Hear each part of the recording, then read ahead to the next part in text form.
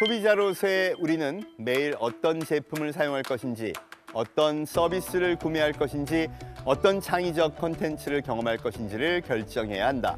음식, 고용한 사람, 관심 갖고 있는 예술, 영화, 연극 및 도서 등 수백 가지를 선택한다. 팬덤 경제에서 우리에게 권력이 왜 생기는지 보여주는 구절입니다. 우리는 검색 인류예요. 뭐 하려고 하면 일단 폰을 들고 검색을 합니다. 그런데 문제는 정보가 TMI, 밥 먹기 위해서 맛집 하나만 고르려고 해도요, 쫙 나옵니다. 엄청 많죠. 매일매일 뉴스를 보고 음악을 듣고 방송을 보는 모든 과정에 자기 선택이 필수적으로 개입됩니다. 옛날에는요, TV에서 광고를 하면 그래, 저건 믿을 수 있어. 이렇게 우리가 매체에 의해서 생각을 지배당하는 경우가 많았습니다. 그런데 이제는 소비자들이 선택을 하기 전에 스스로 주도권을 갖고 소통을 합니다. 야, 이거 내가 먹어봤더니 어떻더라. 내가 써봤더니 어떻더라. 이런 것들을 공유하게 되는 거죠. 이런 문명에 익숙해지면 일방적인 대중매체가 전하는 정보보다 직접 경험해본 개인의 리뷰를 더욱 신뢰하게 되는 겁니다. 이건 당연한 현상이죠. 자본에 의한 광고 효과보다 실제로 경험한 소비자의 리뷰에 대한 신뢰가 더 큰 광고 효과를 갖게 되는 겁니다. 저자는 이 부분, 이 중대한 변화를 기업들이 간과하고 있다고 말합니다. 대부분의 회사는 10% 할인, 무료 배송, 더 빠르고 더 좋고 더 새롭고 더 저렴하다는 식의 제품 광고와 소셜 미디어 광고를 만들어내느라 바쁘다. 제품과 서비스에만 집중한 나머지 인간과 그들의 삶을 간과하게 된 것이다. 요즘 사람들은요, 뭘 사는 게 즐거워야 삽니다. 말하자면 소비도 유희와 함께 즐기는 것이죠. 저자는 팬티 구독 서비스를 예로 들어 설명합니다. 이 브랜드 슬로건이 정말 재밌어요. 더 강해지고 있는 900만의 행복한 엉덩이들. 이 서비스를 이용하면 제품의 종류, 사이즈, 디자인, 스타일을 선택할 수 있다고 합니다. 마우스 몇 번 클릭하면 매달 같은 날 새로운 속옷이 배송되는 시기예요. 그럼 가장 핫한 아이템이 뭘까요?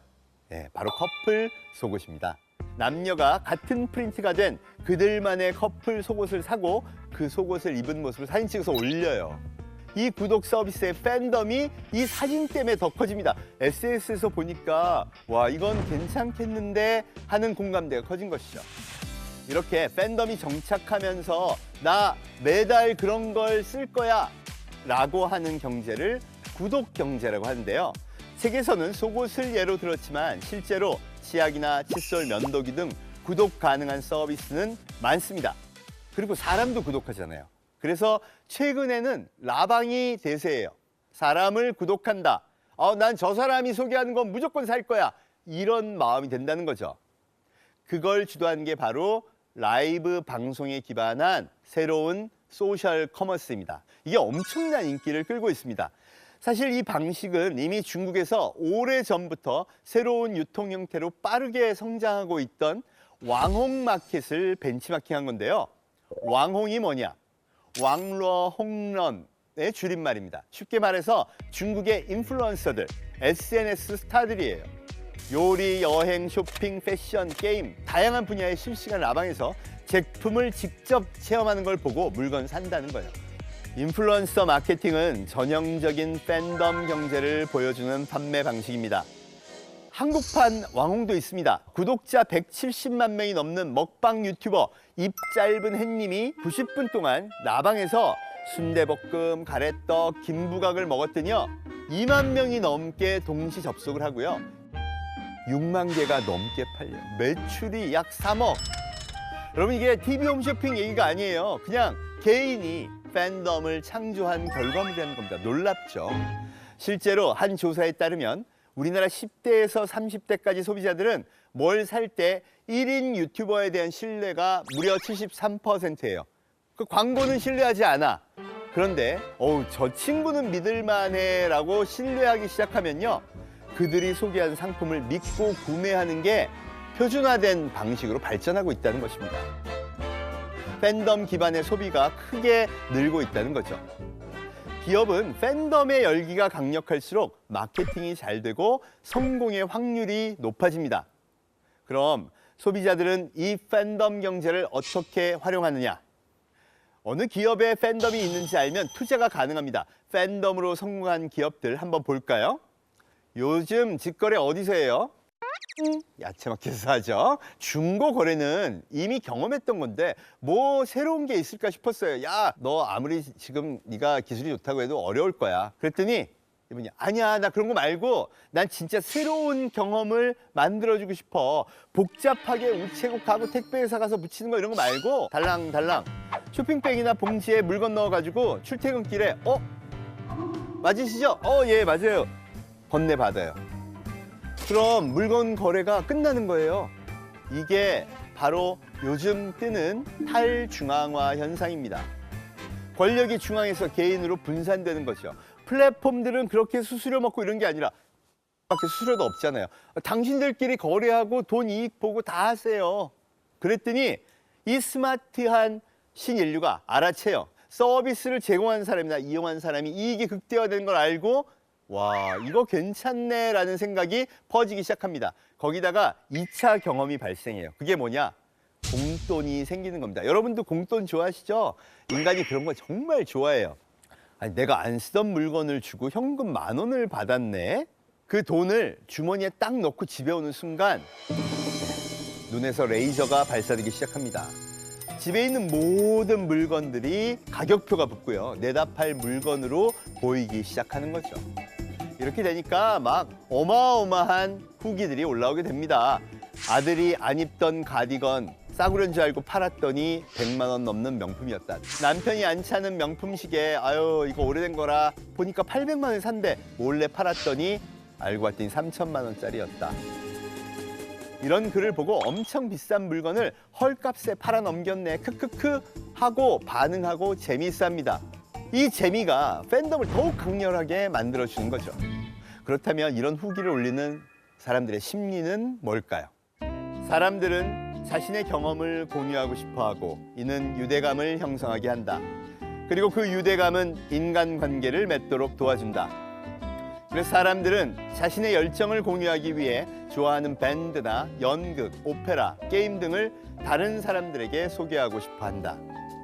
야채 마켓도 커뮤니티에서 경험을 공유하고 유대감을 형성한 겁니다. 그 유대감으로 월 1,000만 명이 넘는 사람들이 접속하는 국민 앱이 된 것이죠. 그 결과 작년 거래액이 약 1조, 중고거래 1000만 시대를 이 새로운 경험을 통해 만들어낸 겁니다. 이렇게 경험을 공유하는 건 조선시대 사람들도 똑같았습니다. 조선시대 양반들이요. 물을 그렇게 좋아했대요. 한마디로 물의 팬덤이죠. 강희영이라는 선비가 금강일기라는 책에 금강산 물맛을 아주 TMI 수준으로 적었어요. 금강수를 마셨는데 물이 매우 맑고 차서 사람의 피부와 뼈를 침으로 찌른 것 같았다. 조선시대 선비들은요, 금강수뿐만 아니라 어디서 흐르는 물이고 무슨 맛이냐에 따라 구분해서 먹었다고 합니다. 조선시대 때 최고로 꼽히는 물은 충주의 달천수였대요. 조선시대 때도 어디 물이 맛있더라라고 서로 정보를 공유한 거죠. 덕분에 양반들이 여기저기 놀러 다니면서 물을 먹어보는 재미에 빠집니다. 조선시대 대표적인 물 덕후가 율곡이이예요. 물맛 보는 게 취미였대요. 황희정승은요, 무거운 물을 군자물이라고 부르면서 맛있는 물이라고 찬양했다고 합니다. 기업들은 거래 촉진과 비용 절감을 주요 업무로 알고 있지만 이는 잘못된 생각이다. 사실 그들이 해야 할 일은 팬덤을 만드는 것이다. 저자는 기업이 팬덤을 만드는 과정에서 고객에 대한 진정한 관심이 기본이라고 강조합니다. 이 원리로 팬덤을 만들고 그 팬덤이 망할 뻔한 막걸리 회사를 살려낸 사례가 있습니다. 이 막걸리 회사는 2010년에 직원이 3명인데 연매출 2억이었어요. 그러니까 회사 대표가 아이고 이제 문 닫을 때가 된 것 같다 했더니 그 대표 아들이 나섭니다. 아버지, 막걸리 하면 나이 든 분들만 즐기는 술로 알려져 있는데 저는 젊은 사람들도 충분히 좋아할 수 있다고 생각해요. 거기 한번 도전해보고 안 되면 그때 문 닫죠. 이렇게 협의를 합니다. 야, 그럼 젊은 친구들한테 막걸리 팔아야 되잖아요. 그러니까 벌써 딱 떠오르는 게 뭐예요? SNS 마케팅. 그런데 여러분, 맛없는 막걸리로 SNS 마케팅을 강화하면요, 진짜 빨리 망합니다. 악플 폭탄 쫙 맞고 폭망하는 거죠. 이 기업은 100년 동안 한 번도 이 막걸리의 맛을 바꿔본 적이 없습니다. 에휴, 막걸리는 6도야. 시큼털털 해야지. 그리고 절대 달면 안 돼. 100년을 유지했는데 이 철칙을 깨는 겁니다. 바꾸는 기준은 데이터. 바로 고객을 기반으로 한 데이터입니다. 이 사장은요, 막걸리 블라인드 테스트를 해요. 4도짜리, 5도짜리, 6도짜리, 7도짜리 다 만들어 놓고 맛도 쌉쌀한 맛, 달달한 맛, 뭐 쓴맛, 신맛 다 만들어 놓고 어느 게 제일 맛있냐 블라인드 테스트를 합니다. 그랬더니 자기가 타겟하는 2030 세대가 5도래요. 그리고 달달한 맛이 좋대요. 그래서 100년의 전통을 깨고 5도로 맞춰서 출시를 합니다. 그럼 거기서 끝났으면 됐냐? 안 됩니다. 여러분, SNS 마케팅에 팬덤이 생기려면요, 정말 디테일에 강해야 돼요. 디자인이 괜찮네. 와, 이건 포장도 멋진데? 봤더니 인스타에서 마케팅도 해. 그러면 쓱 찍어서 올려도 되겠구나라고 생각하게 되죠. 이렇게 고객을 중심으로 태세 전환을 하니까 2억이었던 연매출이 10년 만에 200억을 돌파합니다. 이게 바로 팬테크예요. 고객의 심장을 울려서 디지털 SNS를 통해 번지게 하라. 좋은 경험은 고객을 붙잡아두는 힘을 갖고, 압도적인 경험은 고객을 열정적인 마케터로 만드는 마법의 힘을 갖게 된다는 것이죠. 돈도 안 줬는데 기업을 홍보해주는 마케터가 막 수만 명이 생긴다는 거예요. 그러니까 이 막걸리 회사가 맛으로 승부 본 것처럼 소비자들이 냉정하게 평가하는 팬덤 경제에 성공하려면 무엇보다 고객의 심장, 그 경험을 정말 특별하게 할 수 있는 실력이 매우 중요하다는 겁니다.